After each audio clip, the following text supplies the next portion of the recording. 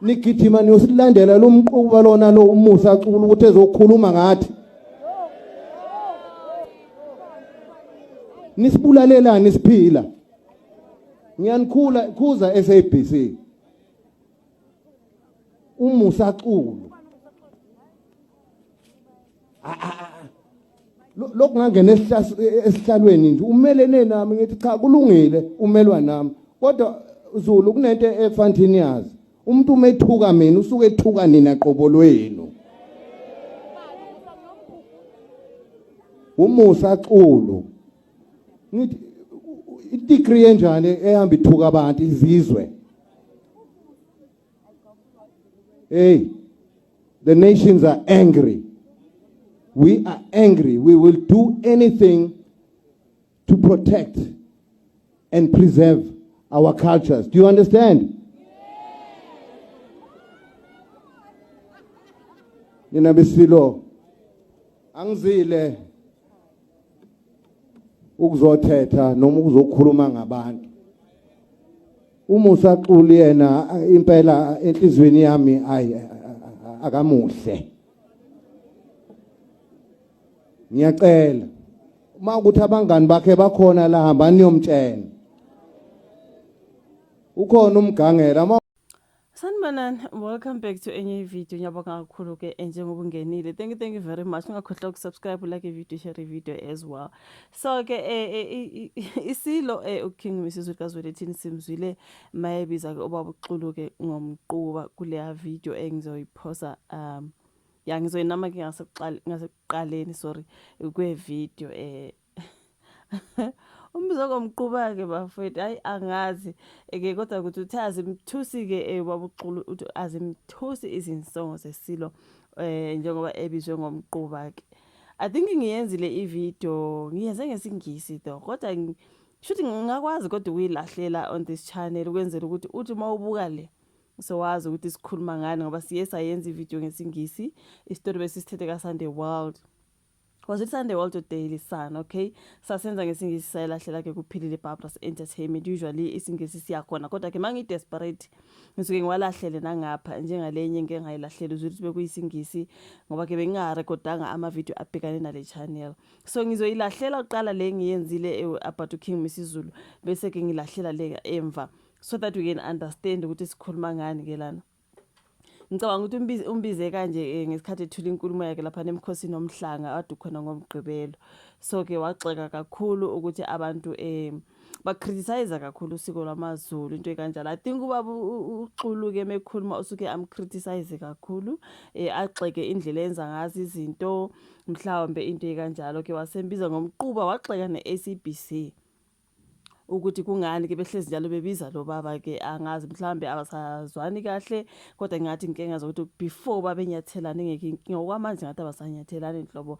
umbizo ngomquba wabuye waxika neSABC ukuthi kungani behleli bebiza yena mangabe bedinga ke umuntu ozokhulumela ngiyacabanga mhlambe ezamasiko into ekanjalo so uthi utheke yena baba uXulu meseziphendulela wathi akazigqizi iqakala izinsongo zesilo uMrs Zulu kaZwelithini ungodi wezamasiko ke obizwe ngomquba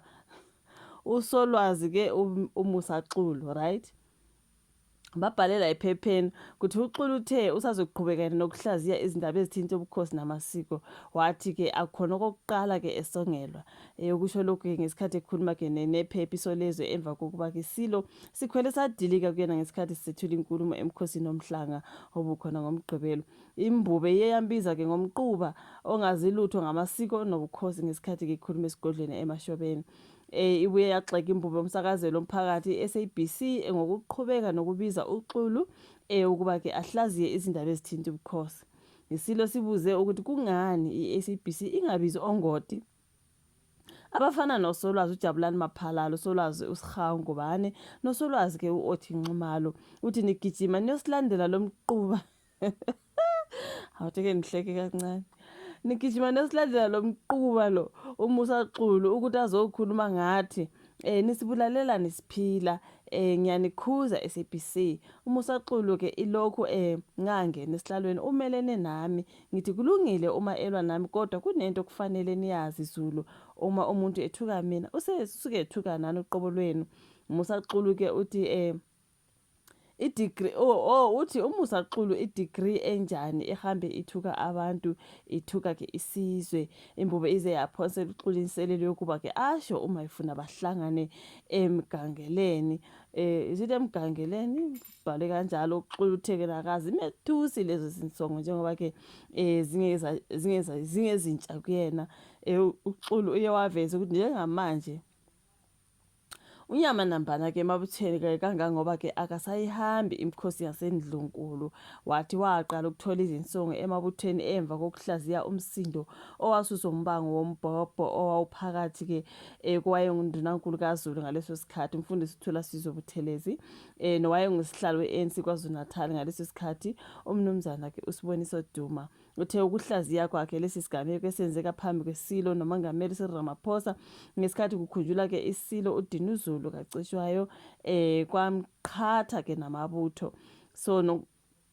ngokuqonda kwephepha ke okucasule imbubo inkulumo eyenziwe uXulu kwi-SABC lapho khona agxeka isinqumo sokususwa komkhosi womhlanga esigodlweni eNyokeni njengoba ngishilo ukuthi kubalekile ukuthi uyibuke le video noma ingesingisi kodwa ngizoyilahlela kule channel uyibuke ngoba kuthiwe kunoshintsho olukhona when it comes to umkhosi womhlanga okay right ubegxeka ke isinqumo sokususwa komkhosi womhlanga ke esigodlweni eNyokeni to eMashobeni ngicabanga kanjalo ekhuluma ne-SABC uXulu ke uthe imbube iphazamile ngokususa umkhosi eNyokeni kakhulu njengoba ke uhulumeni ubusanda kuphothula isikhawu sika 154 million wathi imbube kufanele ilinde kuze kuphothule icala lithinta umbango wesihlalo sobukhosi bukaZulu ngaphambi kokuthi ke ithuthe ke umkhosi womhlanga ekhuluma nephepha uXulu uthe kumshaqisile ukuzwa isilo sikhwela sedilika kuyena kube yishwa ngempela ngicabanga ukuthi ubengathatha ucingo angibuze uma kukhona into engiyikhulumile engamphathanga kahle lento enzekile ngiyibona isimo sokuhlaseleka kodwa ke mina anginanxa naye kusho ke ubaba uXulu utheke usazoqhubeka nokuhlaziya izindaba ke ezithintani ubukhosi into kufanele ayiqonde ukuthi mina ngingumhlaziyi uXulu ke esho isilo ethi into kumele ayiqonde ukuthi mina ngingumhlaziyi angiyena umkhulumeli wakhe ngokwezemfundo ngifundile ngineziqu ze-doctoral ezintathu engazithola ke emanyuvesi ahlonishwayo ezimbili ezamasiko ezinye ezenkolo njengamanje ngifundela ezinye iziqu ngezobukhosi wow yo okay kusho ukuthi isilo asifundanga yini sona bakithi hayi angeke angazi ke bafethu ke kodwa uthena ke azimthusi ke lezo zinsongo ke zesilo ngoba uXulu loyo okuthiwa ke bambize ngomquba ke mntakabawo obviously leyo clip ngizoyifaka eqaleni kwevideo uzokwazi ukuthola ukuthi esikhuluma ngani uthe azimethusi izinsongo zesilo lo ngoti ke oye wabizwa ke ngomquba kuningi nje kuleya ndawo bafethu make sure you watch that particular video esiyenze ngesingisi bekukhulunywa ke ngomkhosi womhlanga bekukhulunywa laphana ngokuthi isilo sithe senza ushintsho ke when it comes to ke eNyokeni to eMashobeni yingakho ubaba uXulu nje esithi wenze iphutha wasesithi ke uba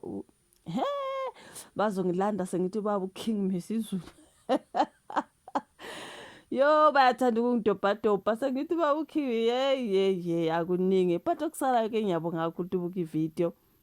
like subscribe share bese siyabonana kwezayo before bengidobhadobha ngiyabonga kakhulu Lucas thank you so much